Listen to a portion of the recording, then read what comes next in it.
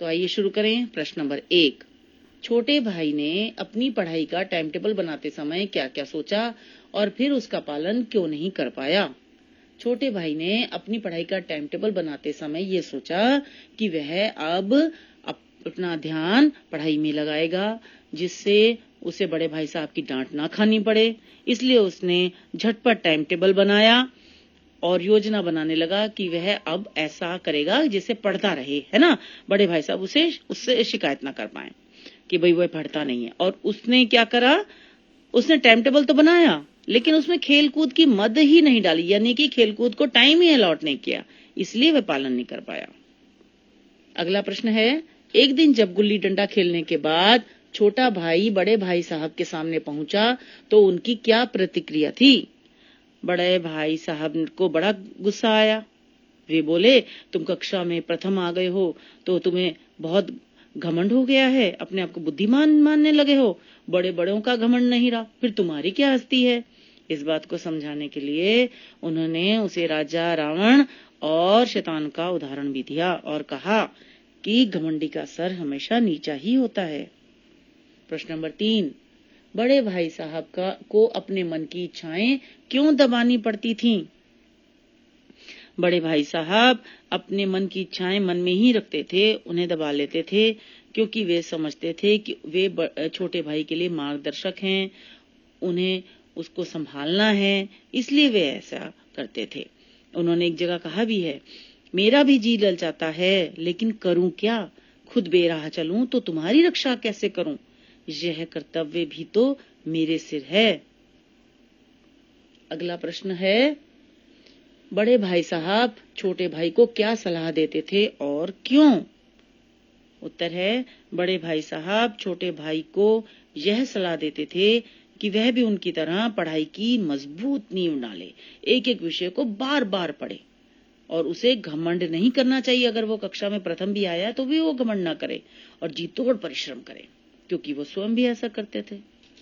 अगला प्रश्न है, छोटे भाई ने बड़े भाई साहब के नरम व्यवहार का क्या फायदा उठाया। जब बड़े भाई साहब नरम पड़ गए तो उसने गलत फायदा उठाया उनके व्यवहार का और वह घमंडी हो गया और उसकी स्वच्छंदता बढ़ गई, आजादी और बढ़ गई उसकी। वह सोचने लगा कि वो पढ़े या ना पढ़े, पास तो हो ही जाएगा। और वह ये भी सोचने लगा कि अब बड़े भाई साहब को उसे डांटने का अधिकार नहीं रहा, इसलिए वह कनकौए उड़ाने में अपना समय बिताने लगा। अब हम वे प्रश्न करेंगे जिनके उत्तर 50-60 शब्दों में लिखने हैं। प्रश्न नंबर 1 है इसमें, बड़े भाई साहब की डांट फटकार अगर न मिलती तो क्या छोटा भाई कक्षा में अव्वल आता। बच्चों, आप क्या सोचते हैं, क्या ऐसा होता। नहीं, ऐसा बिल्कुल नहीं होता। अगर बड़े भाई साहब ना डांटते तो कक्षा में अव्वल भी नहीं आता। लेखक और उसका भाई, बच्चों उत्तर लिखेंगे, लेखक और उसका बड़ा भाई छात्रावास में रहकर पढ़ाई कर रहे थे, लेकिन दोनों में तो जमीन आसमान का अंतर था। बड़े भाई साहब बड़े अध्ययनशील थे, हमेशा पढ़ते रहते थे, लेकिन छोटा भाई खेलने में बहुत मस्त रहता था, हमेशा खेलने दौड़ जाता था। और बड़े भाई साहब उस पर नियंत्रण रखते थे, उसे समझाते थे, उसे डांटते थे, उसे उपदेश भी देते थे।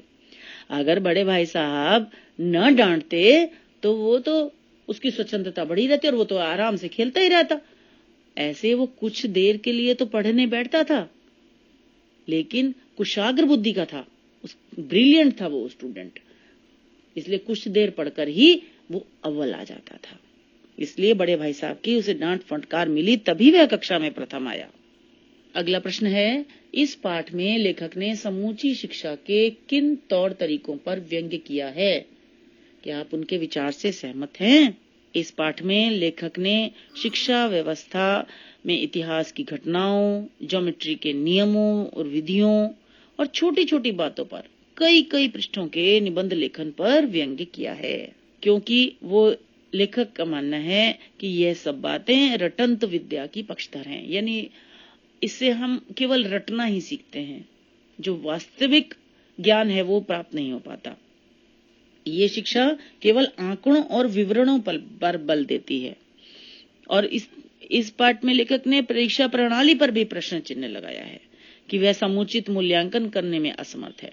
बच्चों, आज तो आप देख ही रहे हैं, पहले CCE यानी कि सतत एवं व्यापक मूल्यांकन पद्धति आई, अब फिर कुछ बदलाव किया गया, अब तो बोर्ड परीक्षा शुरू हो गई है।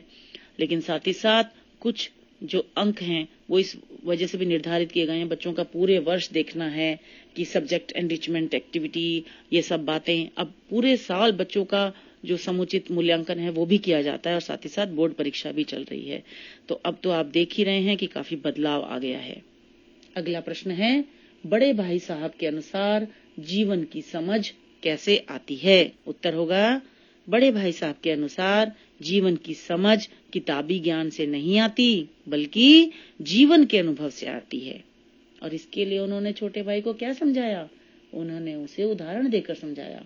उन्होंने उसे अपने अम्मा दादा का उदाहरण दिया कि उन्हें जिंदगी की, दुनियादारी की ऐसी असंख्य बातें पता है ना। वे हालांकि उनसे कम पढ़े लिखे हैं लेकिन फिर भी उन्हें दुनियादारी की बहुत समझ है। इसलिए उनका इस विषय में ज्ञान, जीवन का अनुभव क्योंकि उन्हें है, इसलिए जीवन की समझ उसी से आती है। इसके लिए उन्होंने बड़े भाई साहब ने हेडमास्टर साहब की बूढ़ी माँ का उदाहरण भी दिया कि बड़े हेडमास्टर साहब हालांकि ऑक्सफोर्ड से एमए पास हैं लेकिन फिर भी घर का खर्च चलाने में असमर्थ रहे। उनकी बूढ़ी माँ ने जब से ये घर का खर्च अपने हाथ में संभाला है तब से उनके घर का खर्च सही चल रहा है। और उन्होंने ये भी कहा कि इसमें उम्र का भी विशेष योगदान रहता है ना। अगला प्रश्न है, छोटे भाई के मन में बड़े भाई साहब के प्रति श्रद्धा क्यों उत्पन्न हुई? जब छोटा भाई कक्षा में अव्वल आया तो उसे घमंड हो गया और बड़े भाई साहब भी समझ गए कि इसे घमंड हो गया है। तो उन्होंने उसे समझाया, उसे बताया, उसे ये प्यार से समझाते हुए कहा कि देखो, तुम चाहे मेरे करीब भी आ जाओ लेकिन तुम्हारे और मेरे बीच जो उम्र का अंतर है वह हमेशा रहेगा, इसे तो भगवान भी नहीं मिटा सकते। फिर उन्होंने कहा कि देखो, हमारे अम्मा दादा हमसे बड़े हैं लेकिन उन्हें दुनियादारी की समझ है, उन्हें हमसे ज्यादा ज्ञान है ना। और हम तो महीने का खर्च बहुत जल्दी खर्च कर डालते हैं और अम्मा दादा होते हैं तो अम्मा दादा कैसे थोड़ी सी कमाई में जो दादा हैं वो कैसे खर्च चलाते हैं। उन्होंने फिर हेडमास्टर साहब और उनकी बूढ़ी माँ का भी उदाहरण दिया। इस तरह से फिर उन्होंने उसे समझाया कि देखो, मैं तुम्हें गलत राह पर चलने नहीं दूंगा। ये सब बातें जब उन्होंने उसे समझाई तो वह श्रद्धा से नतमस्तक हो गया। अगला प्रश्न, बड़े भाई की स्वभावगत विशेषताएं बताइए। बच्चों, बड़े भाई साहब में क्या क्या विशेषताएं थी? सबसे पहली विशेषता क्या थी कि वे परिश्रमी थे, अध्ययनशील थे, हमेशा पढ़ते रहते थे, दिन रात पढ़ते रहते थे। हालांकि वो उतने बुद्धिमान नहीं थे जितना लेखक था, लेकिन ज्ञान की मजबूत नींव डालने के पक्ष में। और इसका ये भी एक पॉइंट है कि वो अच्छे चित्रकार थे, विश्राम के क्षण में चित्रकारी करते थे, किताब कॉपी के हाशियों पर, है ना। अच्छा, इसमें हम ये पॉइंट भी लिख सकते हैं बच्चों, वे आज्ञा पालक थे।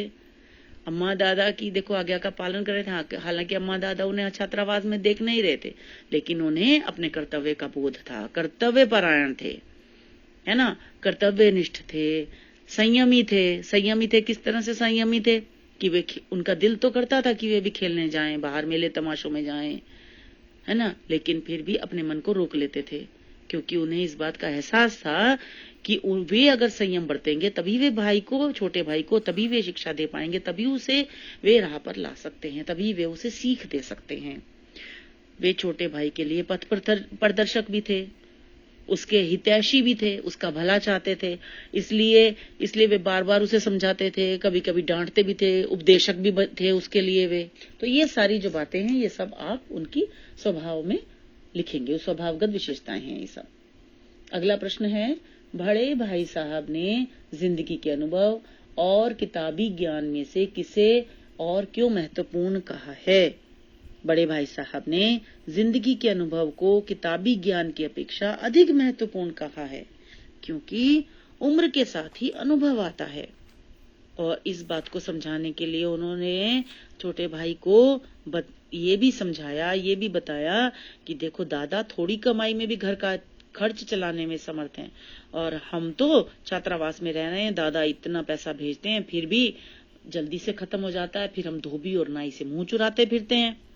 उन्होंने ये भी कहा कि देखो, अगर तुम अगर मैं बीमार पड़ जाऊं तो तुम तो परेशान हो जाओगे, अम्मा अगर तुम्हारी जगह दादा हो तो घबराएंगे नहीं, बल्कि इलाज स्वयं करेंगे। और फिर उसके बाद तुम तो होगे, अगर दादा की जगह तुम होगे तो तुम तो फौरन तार दे दोगे, लेकिन दादा संभाल लेंगे स्थिति को। उन्होंने फिर इसके लिए फिर उसको उदाहरण भी दिया, किसका? हेडमास्टर साहब की बूढ़ी माँ का, कि वो हालांकि अनपढ़ हैं और हेडमास्टर साहब तो शिक्षित हैं, जबकि एमए पास हैं, लेकिन फिर भी घर का खर्च नहीं चला पाए वे। उनकी अनपढ़ माँ ने जब से घर का खर्च चलाना शुरू किया है, तब से उनका सब घर का खर्च सही चल रहा है। इस तरह से उन्होंने ये बताया कि पुस्तकीय ज्ञान से ही जीवन की समझ नहीं आती, बल्कि किससे आती है? जिंदगी के अनुभव से आती है। अब हम करेंगे आशय स्पष्ट कीजिए। इसमें पहला है, इम्तिहान पास कर लेना कोई चीज नहीं, असल चीज है बुद्धि का विकास। ये कथन किसने कहा है और किसको कहा है? सबसे पहले हम यही लिखेंगे इसमें भी। प्रस्तुत कथन बड़े भाई साहब द्वारा छोटे भाई को कहा गया है। इसके माध्यम से लेखक ने इस बात पर बल दिया है कि पुस्तकें पढ़कर पास होना कोई मुश्किल काम नहीं है। इससे केवल किताबी ज्ञान ही प्राप्त किया जा सकता है। जीवन व्यवहार की शिक्षा उम्र के साथ साथ अनुभव से ही मिलती है। इसके लिए किताबी ज्ञान से अधिक विवेक ज्ञान की जरूरत पड़ती है। बच्चों, विवेक ज्ञान किसे कहते हैं? क्या सही है, क्या गलत है, ये समझने बूझने की शक्ति। तो उन्होंने कहा, यदि अनुभवों द्वारा हमारी बुद्धि का विकास न हो तो इस पढ़ाई लिखाई का कोई फायदा नहीं है। अगला प्रश्न है, फिर भी जैसे मौत और विपत्ति के बीच भी आदमी मोह और माया के बंधन में जकड़ा रहता है, मैं फटकार और घुड़कियां खाकर भी खेल कूद का तिरस्कार न कर सकता था। प्रस्तुत कथन छोटे भाई का है। इसके माध्यम से लेखक ने यह दर्शाया है कि संसार में हर प्राणी मोह माया में लिप्त है, वह इससे दूर नहीं रह सकता। हालांकि छोटे भाई को बड़े भाई से डांट भी पड़ी, उपदेश भी सुनने को मिले, किंतु फिर भी हरा भरा मैदान, फुटबॉल की उछल कूद और कबड्डी के दांव घात देखकर लेखक खेलने से स्वयं को रोक नहीं पाता था। वह बड़े भाई से आंखें चुराकर चुपचाप खेलने और कनकौवे उड़ाने चल पड़ता था। कनकौवे मतलब पतंगबाजी करने चल पड़ता था। है ना बच्चों, ऐसा होता है ना, कई बार हम अपने मन को रोक नहीं पाते हैं, बाहर के अट्रैक्शंस हमें अपनी ओर खींचते हैं, वही सब मोह माया है। अगला प्रश्न है, बुनियाद ही पुख्ता न हो तो मकान कैसे पायदार बने?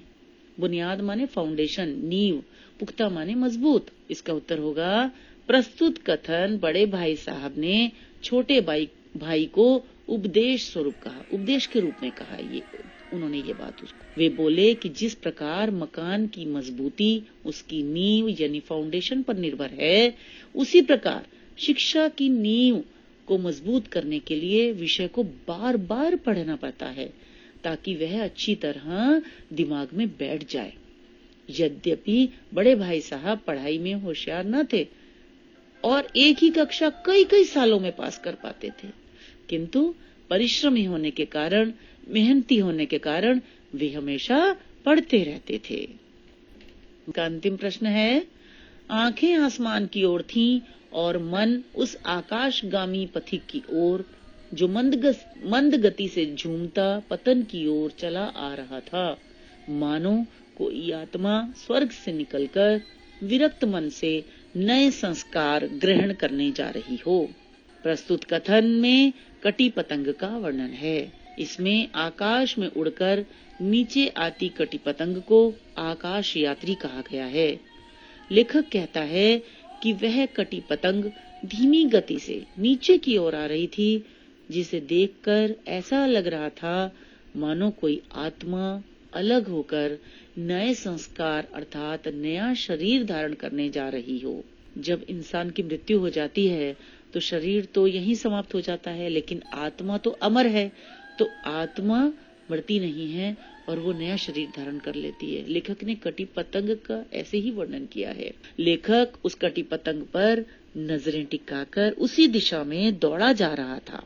वह इधर उधर से आने वाली किसी चीज की परवाह नहीं कर रहा था, वह तो केवल उस पतंग को प्राप्त करना चाहता। ये तो थे प्रश्नोत्तर जिन पर हमने चर्चा की। आशा है आपको समझ में आ गए होंगे। अगर आपको अच्छा लगे तो लाइक करें, दोस्तों के साथ शेयर जरूर करें ताकि आपके दोस्तों को भी लाभ मिल जाए, और इसे सब्सक्राइब जरूर करें। धन्यवाद।